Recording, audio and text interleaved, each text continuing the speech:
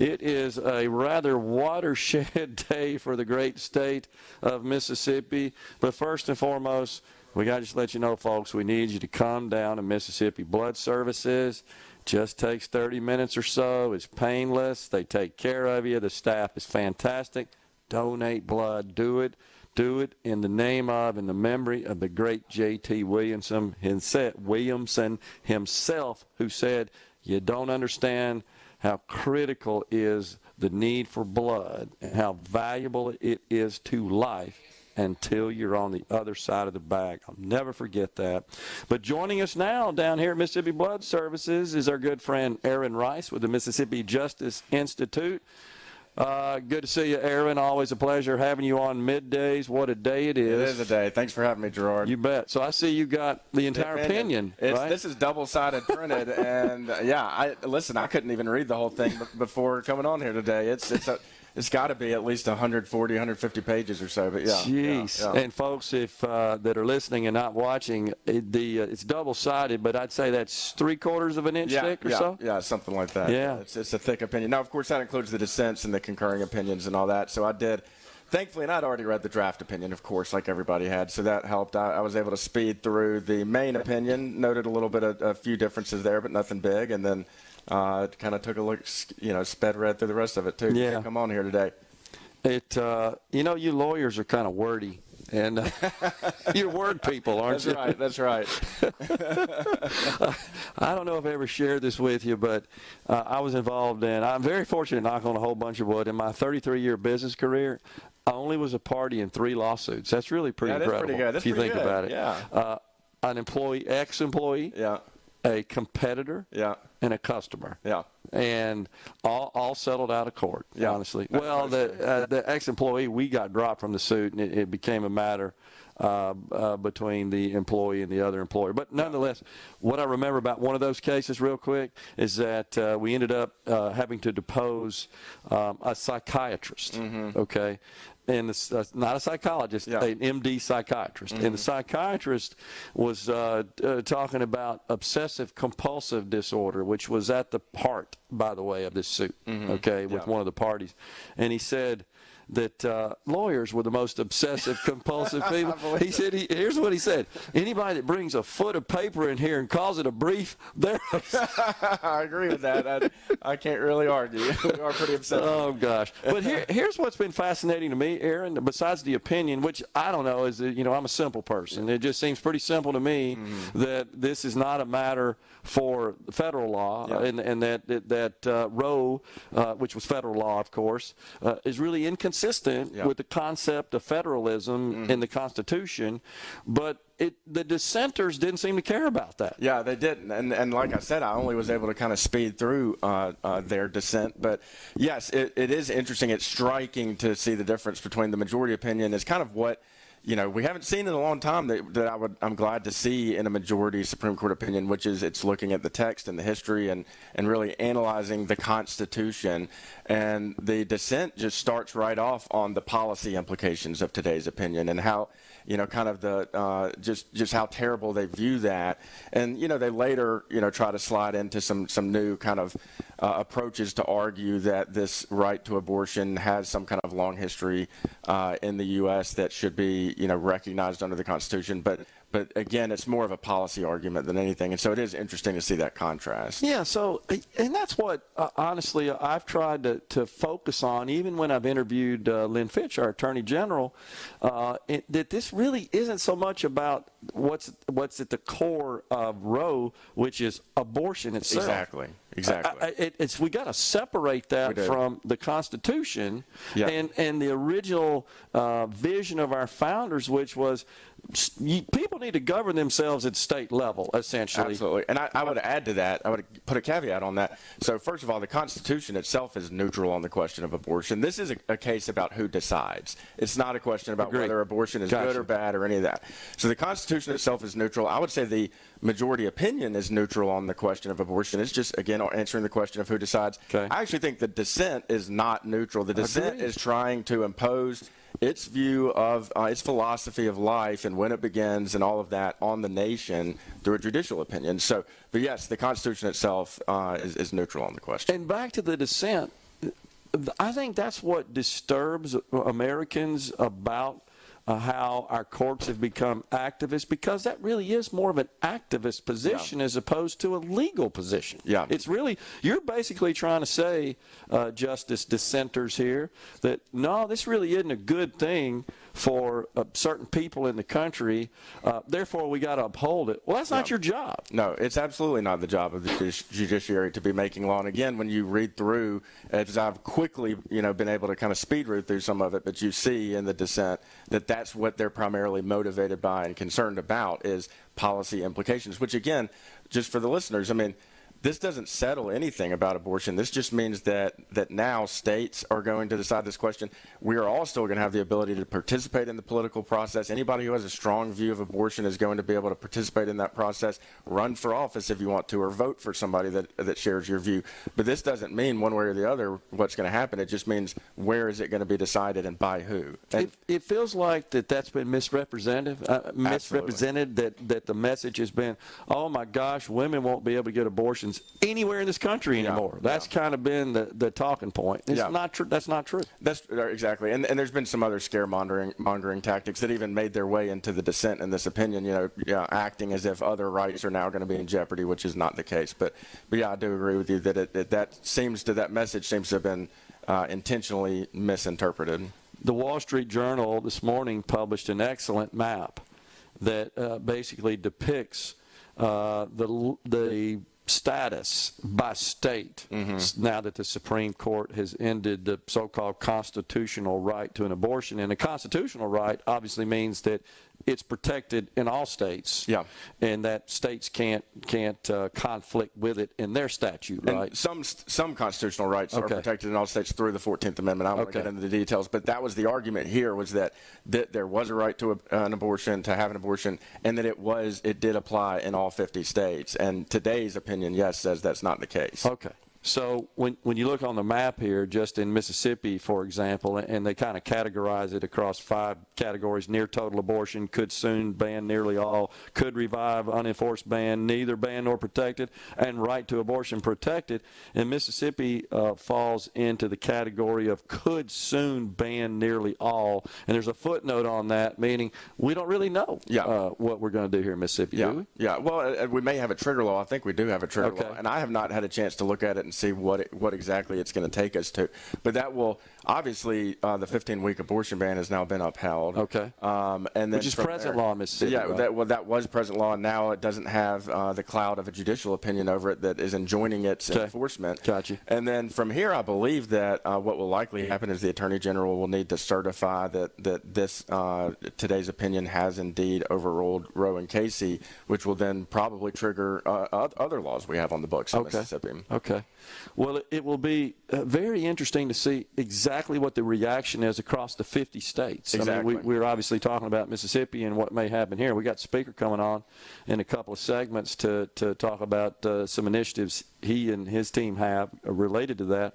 But I don't see how the left can say, well, they've completely, with this opinion, completely outlawed abortion. That's just not true, and it bothers me. And I think there's a lot of people that believe that as well. It's not true, and I think, though, you're exactly right about it. It's going to not only be interesting to see what happens in the 50 states, but I think this is a great moment to see federalism in action and how our country is actually supposed to operate. We've gotten away from this a lot. I think COVID kind of illustrated this to people a lot, too. I mean, if you're making big decisions that people are very divided about, like vaccine mandates and things like that, you don't want that decided at the federal level where, the entire country has to abide by some rule that there are deep divisions on.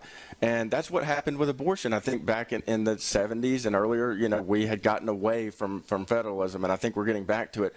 And this is more the way our country was intended to operate, and I think it operates better this way, which is we can tone down some of these divisions if we bring the decisions closer to home. So, in California, if they want to have, very liberalized abortion laws, I'm sure they do want to have that, and they probably will have that. Here in Mississippi, where, our citizens don't want that and have very different views on life, we may have more restrictive laws, but let's let those decisions be made, closer to home. That's the way it's supposed to work. You hang around? Yeah, absolutely. Yeah. Okay, good. We'll talk some more, and then we got Speaker of the House Philip Gunn coming on at 12:37. Of course, we got Mississippi Mississippi Blood Services. Brittany will be on to wrap up the show today.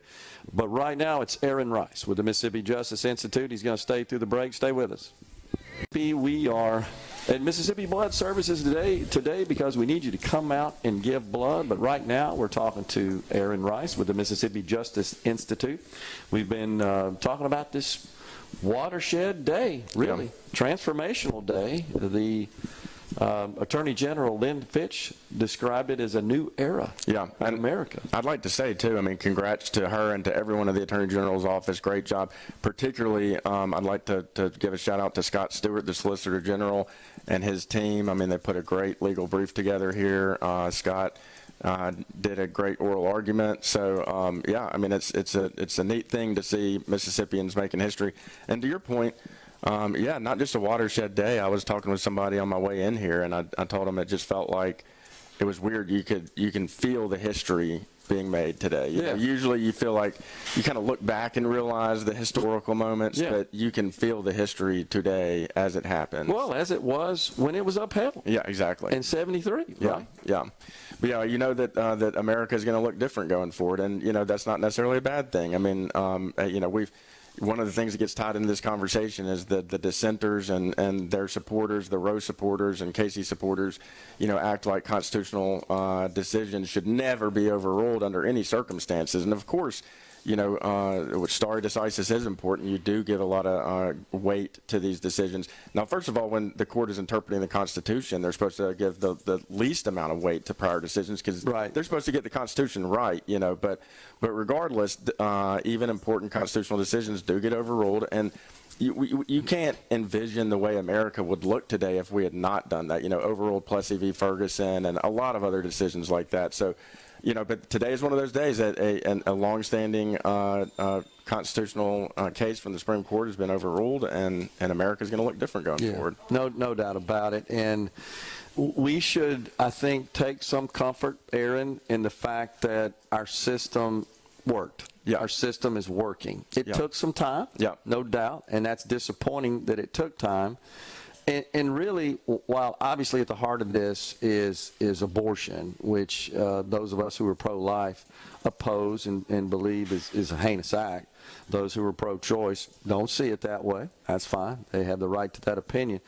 But as we did in the last segment, we should focus on the fact that this victory is as important for the Constitution, for the law in this country, for the concept of federalism, because at the end of the day, I'm not truly sure this has a marked and measurable impact on the number of abortions performed in this country, because while states such as Mississippi will be busy acting on this decision to perhaps further restrict abortion, some totally ban it, you got other states that are going to be busy codifying law that just opens it up and makes it even more accessible. Yeah, it'll be interesting to see how that plays out. And of course, we haven't been in this world before to see, is there any effect on, just your state not sanctioning it and maybe changing people's minds or things like that.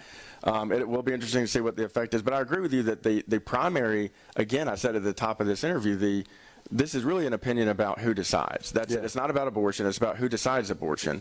And so it's really what this has done is made a structural change to government, which is a good change, And one thing I noticed in the opinion, I believe it was a change from the leaked draft, but in the majority today, I think it was a change. But the majority took head on the discussion of public opinion and whether that should sway the court. And the strong views on either side and not wanting to look like the court caved to pressure.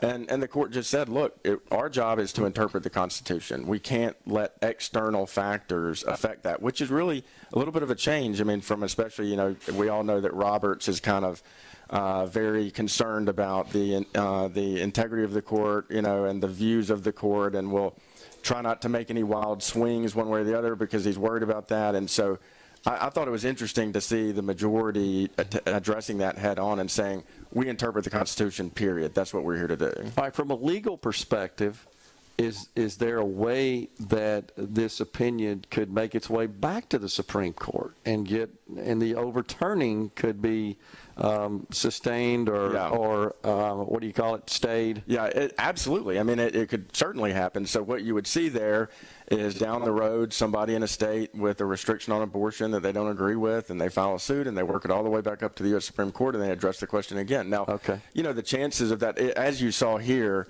it took decades and decades for Roe and Casey to be overruled, and the Supreme Court gets to decide what cases it's going to take. And so it's not just going to hear every challenge to an abortion law or regulation in the states, every single time there is a challenge. So, assuming that could happen down the road, I imagine that would be very far down the road before that was ever taken up. Yeah, but it would have to start as a case at state level, right? And honestly, you would have to have four justices on the Supreme Court who voted to even take the case to begin with, and so because that's how it works. That's how it works, and so you're not going to get four justices who even want to take the case. Not today, or anytime soon. Yeah, I got you. Yeah. Makes total sense. So right now, I think, like I said, all the states we got Speaker Gunn coming on to tell us what is being planned here in the state of Mississippi from a legislative perspective. So that's what's on tap. We got some other, besides Roe, we got some other decisions still awaiting, right? Still to come. I'm not even sure what's still outstanding, to be honest with you. I've been so focused on waiting to see this one. We've gotten some interesting ones that have come down. There was the New York case that, the Supreme Court struck down restrictions on concealed carry in New York, which was interesting. I mean, that the restrictions there basically made it impossible to carry a weapon in New York, and you had to show that you had a special reason to want to do so. And again, I mean, if you kind of applied that to other, and we're talking about an enumerated right, the Second Amendment. But if you applied that to other constitutional rights, most people would easily see how ridiculous it is to be able to have to show that you've got a special reason to need to exercise your free speech rights. I got you. So the court got rid of that. There was also a case under the Equal Protection Clause. The court said that if a state is going to allow public money to follow a student to certain schools, to private schools, they can't exclude religious schools from that. So basically they can't discriminate against a religious school and say, well, every other school can get public money that follows the student, but not you. Right. And so, so we've seen a big one. That was a big one. So we've seen a lot of important decisions coming out this term. So we got that, and praying the high school coach. Yeah. Right? Oh, that's right. I did forget about that. Yeah. That was a big one. Yeah. So you're definitely seeing a different Supreme Court. You're seeing, how important it is, what the Supreme Court looks like. And I think a lot of people already understood that. But for any who did not, you're seeing it today. And even those who did understand it, I think maybe understanding it even more. Yeah. So that's a big one as well. It's been an active term, is it not, for the Supreme Court? Let's see, I think I had another. There's a climate change case. Are you familiar with that one? I'm not familiar with that one. It is. It was one that was filed in West Virginia. West Virginia versus the EPA. Can the EPA require states to reduce carbon emissions to control global warming? We're awaiting the end of term Supreme Court decision on that. Yeah. We already talked about the access to abortion, which is the Roe v. Wade, the prayer in public school. Immigration asylum policy. That's another one, and that is Biden versus Texas. Does the Biden administration have the power to end Trump's Remain in Mexico policy? Wow, yeah, that's right. I knew that one was coming. And then also, we've even had a case that, again, the Mississippi Attorney General was involved in and the Mississippi Justice Institute was involved in that got decided this term. That was the Biden vaccine mandate. We filed a legal challenge along with the Attorney General's office to the OSHA vaccine mandates, and the U.S. Supreme Court sided with us on that, at least preliminarily, which was enough to get OSHA to take down their vaccine mandate. So you've seen a lot of these, particularly some of the ones you just went through, the vaccine mandate we just talked about, the abortion case that we're talking about today. A lot of these are who decides questions. Can the EPA force the states to do this? Can the The Supreme Court forced the states to have the abortion policy the Supreme Court wants them to. Can OSHA make all the states have people in all the states have vaccine mandates, or employers in all the states? And so a lot of these really are their structural questions, not necessarily about is a vaccine good or bad, is abortion good or bad. It's who decides. Yeah. Do the states decide? Do the local governments decide? It seems like that's getting lost in the discussion. Yeah, we're focused too much, I guess, on the issue that's at hand rather than who decides the issue. Yeah, right? That's right. But I do think that we're seeing a good overall trend where, a lot of the divisions, we all know how polarized the country is. Right. And I think a lot of that is because we've been asking our federal institutions to try to settle national debates for us, and they've proven incapable of doing that. And so we're finally getting back away from that. I totally agree. So I'll just end by saying my confidence in our systems, our structure of our systems, to some degree was affirmed today. Yeah. And I don't say restored because I've always had confidence, but it was just kind of validated today. Yeah, absolutely. Is that the kind of way you see it? I see it that way, and I've been seeing it go this way for a while, and I've been very encouraged to see the direction we're heading in, yes. I am too. Aaron, appreciate you coming in and joining us here at Mississippi Blood Services. We'll take a break. When we come back, we got Speaker of the House, Philip Gunn. Stay with us.